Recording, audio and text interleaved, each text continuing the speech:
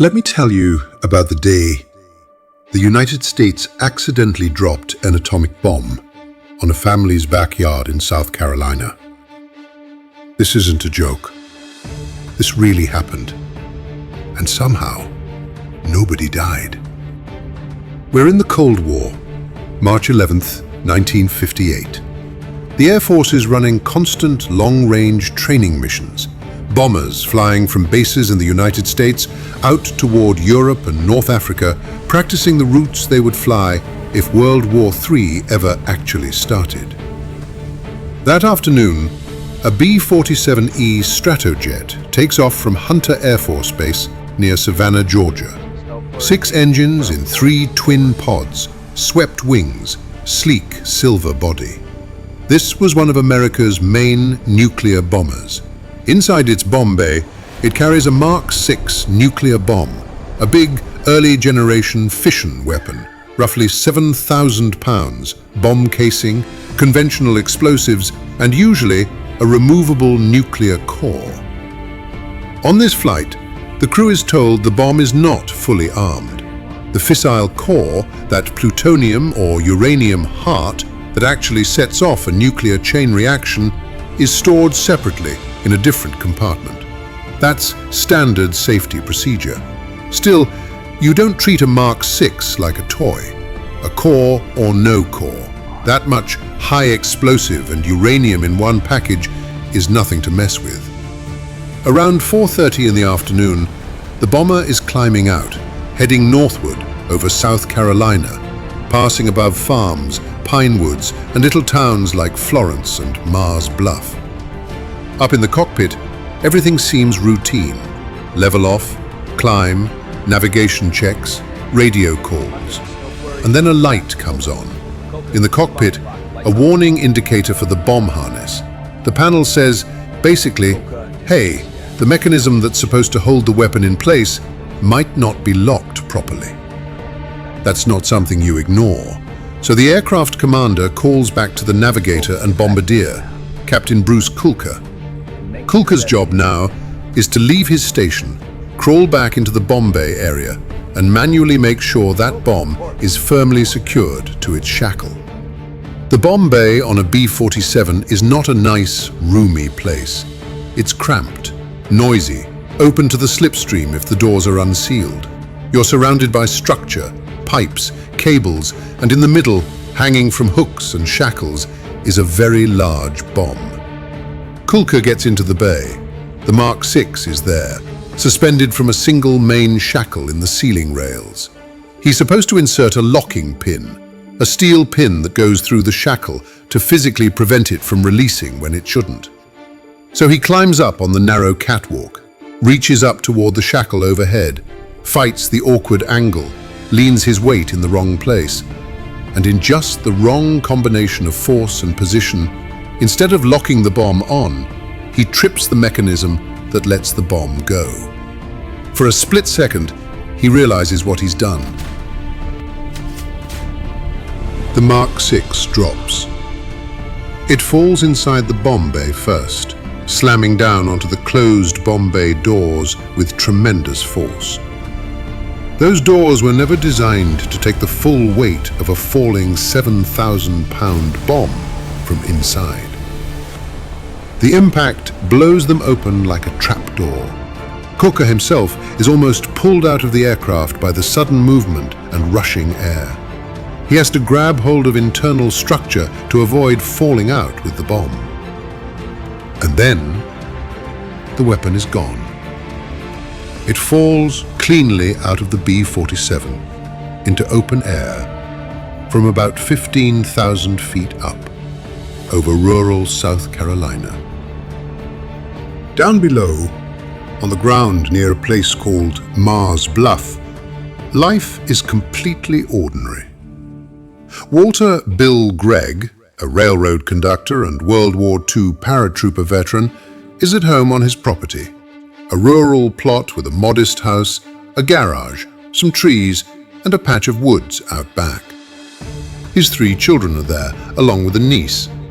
Kids playing in the yard near a little playhouse between the home and the garage. It's just a regular afternoon. Nobody looking up at the sky expects a nuclear bomb to fall out of it.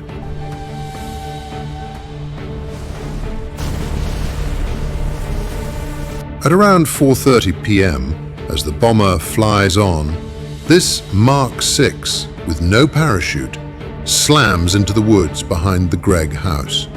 When the bomb hits the ground, the nuclear core is not installed, so there's no nuclear chain reaction, no fission event, no mushroom cloud.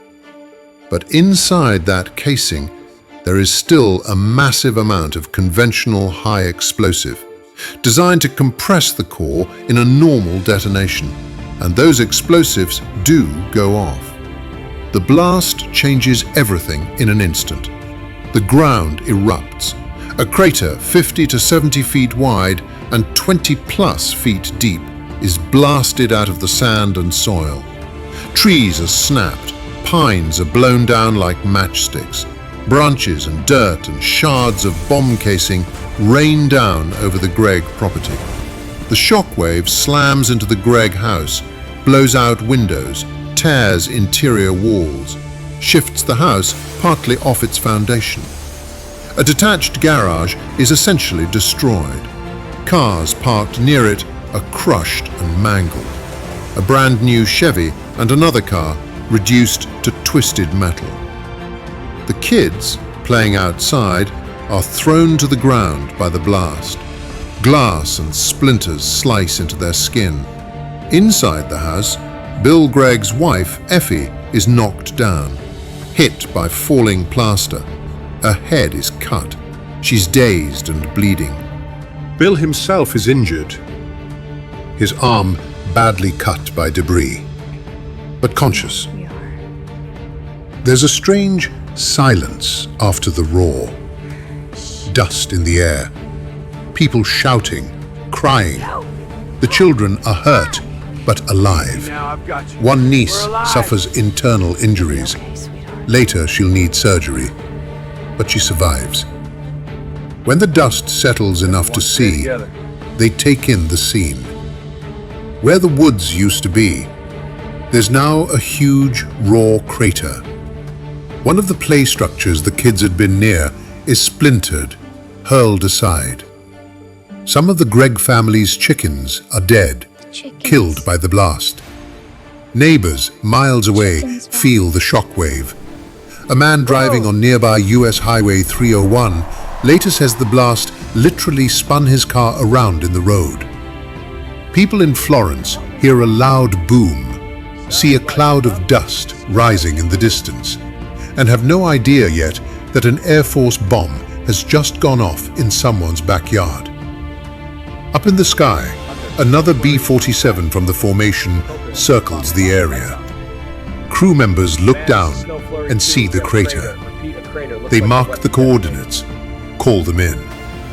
Very quickly, the US military moves. Security police from the nearest base roll out. Local sheriff's deputies respond. Fire trucks and ambulances race down rural roads toward the Gregg property. Before long, the quiet woods around Mars Bluff are filled with uniformed men, jeeps, trucks, and eventually people from the Atomic Energy Commission and from Los Alamos. They throw up a 2-mile perimeter around the blast site.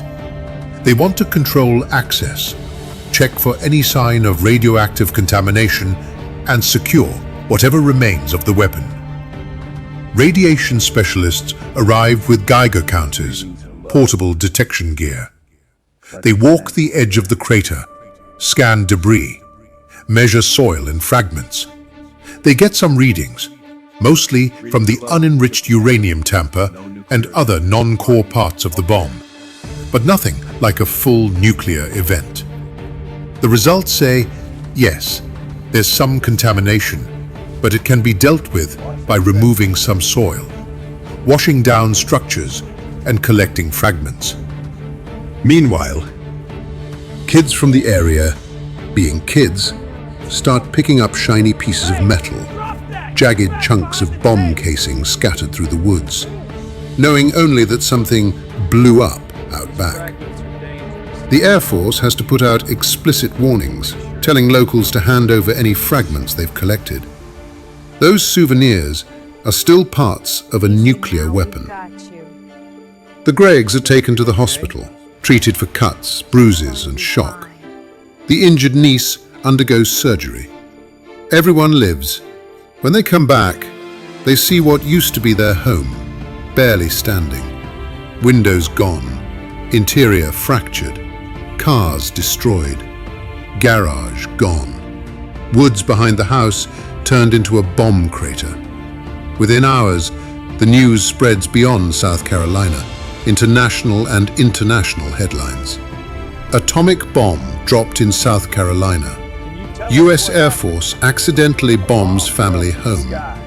Reporters descend on Mars Bluff, photograph the crater, interview the family, ask the Air Force how a nuclear weapon fell out of an airplane over the American South. There was zero chance of a nuclear explosion. The core was stored separately and never installed. The weapon safety design worked to have a conventional explosion out of it. The military insists, over and over, that there was zero chance of a nuclear explosion. They explain that the critical nuclear core was stored separately and was never installed in the bomb itself. They also stress that the weapon's safety design worked, in the sense that you got a conventional explosion, but not a nuclear detonation. For the Gregg family, that may be cold comfort. Their house is ruined, their property scarred, their kids injured and traumatized. In time, the family files a lawsuit against the United States government, seeking compensation for the destruction and injuries. After legal back and forth, they're eventually awarded around $54,000, a substantial sum in the late 1950s, but not exactly "your life was just bombed by a superpower" money. For a little while, the Greggs become minor celebrities. They appear on a TV game show, I've Got a Secret. The host asks them to reveal their secret. Our house was hit by an atomic bomb. And Walter Gregg says something like, "Our house was hit by an atomic bomb." The audience laughs nervously, and then realizes he isn't kidding. On the military side, the Mars Bluff accident becomes a case study. How did a nuclear bomb, even without its core, manage to fall out of a bomber over populated land? Investigations point to a combination of design flaws and human factors. The bomb rack and shackle design, the way the locking pin had to be inserted, the cramped access in the bomb bay. The Air Force responds by tightening procedures and improving mechanical safeties, making it much harder for a single mistake in the bomb bay to release a weapon unintentionally. But for the people of Mars Bluff, and for anyone who visits today, the story is not just about procedures. If you go there now, the crater site still exists in the woods. It's softened by time. Trees and plants have grown back along the rim, but the depression in the ground is still there. A historical marker by the roadside tells the basic facts. The Florence County Museum holds fragments of the bomb casing and artifacts from the Gregg family's home,